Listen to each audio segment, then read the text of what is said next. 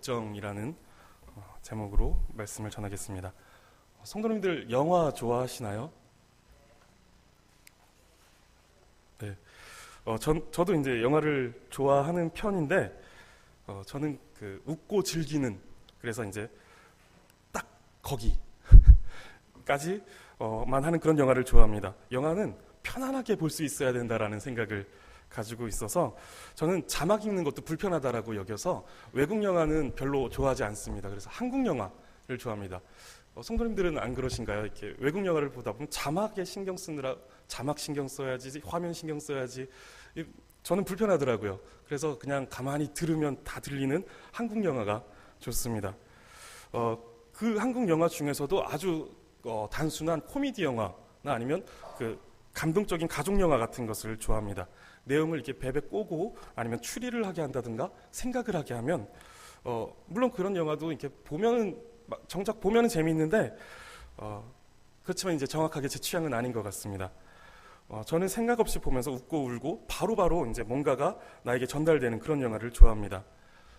한때는 우리 한국 영화의 소재로 조폭이 자주 등장했습니다. 조폭이 나오지 않으면 마치 영화가 되지도 않는 것처럼 그렇게 여겨질 만큼 모든 영화에 조폭이 등장했었습니다.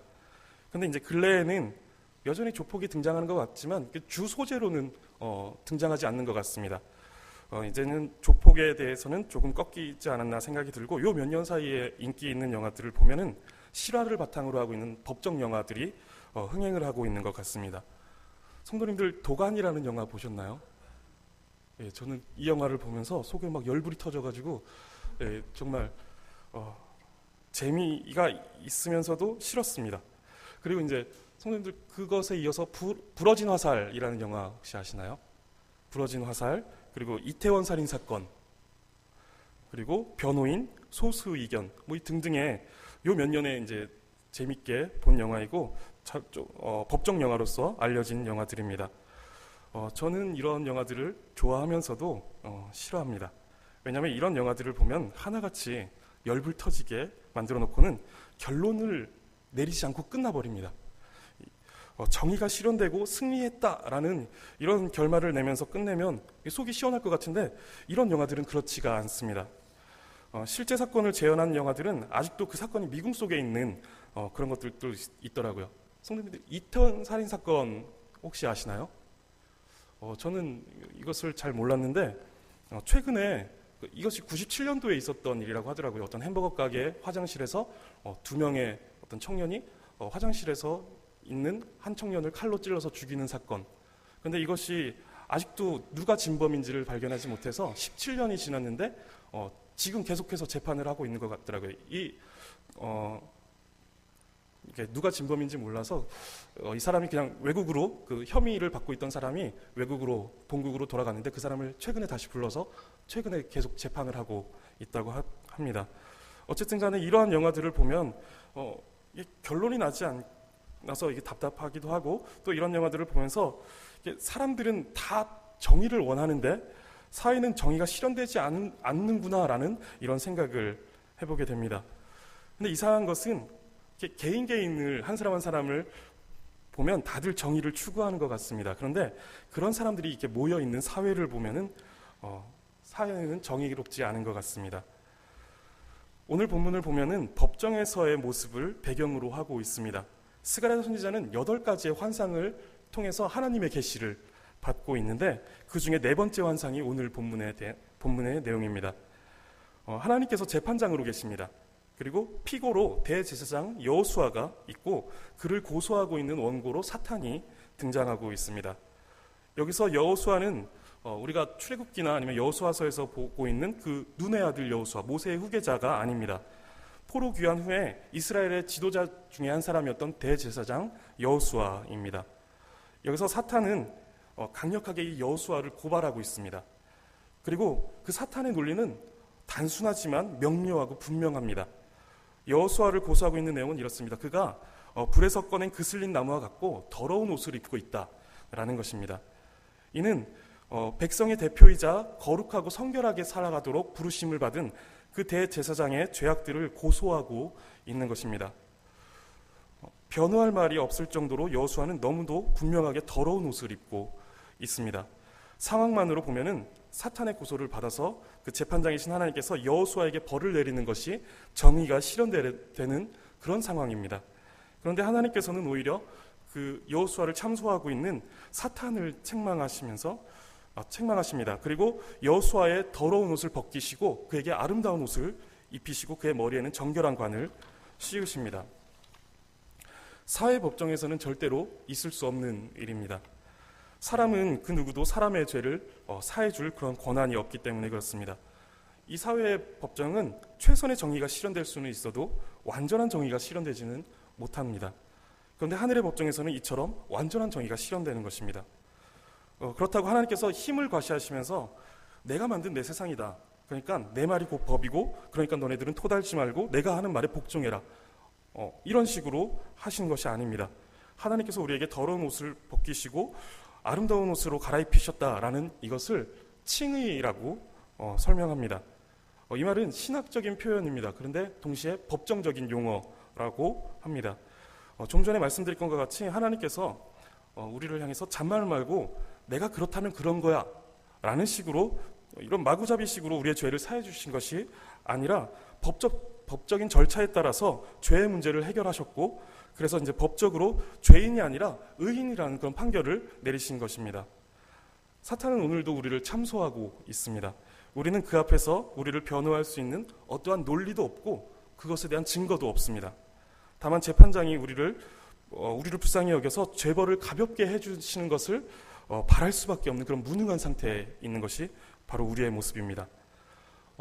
영화에서 보면은 이렇게 피고가 궁지에 몰려 있는 그런 상황에서 이제 괴로워하고 있을 때 정말 정의의 사도와 같은 그런 변호사가 나타나서 이 피고를 변호해 줍니다. 근데 영화는 이 변호사가 이 피고를 충분하게 구해주지는 못합니다.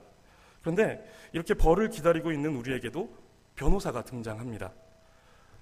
그런데 이 변호사는 우리를 변호해 주는 것뿐만 아니라 친히 자신을 희생해서 우리의 죄값을 치르십니다.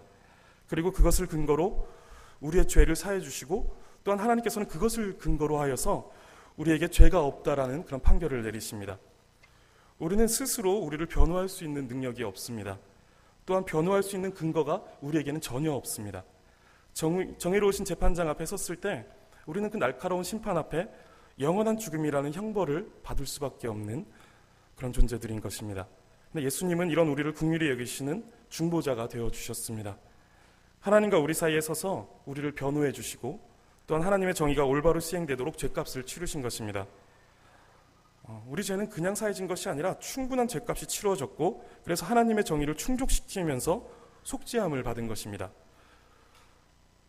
그런데 예수님의 중보는 여기서 끝나지가 않습니다. 로마서 8장 33절과 34절을 저희 함께 읽어볼게요. 로마서 8장 33절과 34절입니다.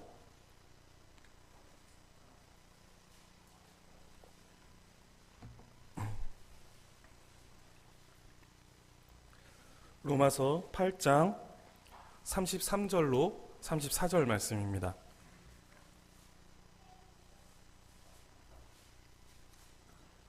저희 함께 봉독하겠습니다. 33절입니다. 누가 능히 하나님께서 택하신 자들을 고발하리요 의롭다 하신 이는 하나님이시니 누가 정죄하리요 죽으실 뿐 아니라 다시 살아나신 이는 그리스도 예수시니 그는 하나님 우편에 계신 자요 우리를 위하여 간구하시는 자시니라. 아멘.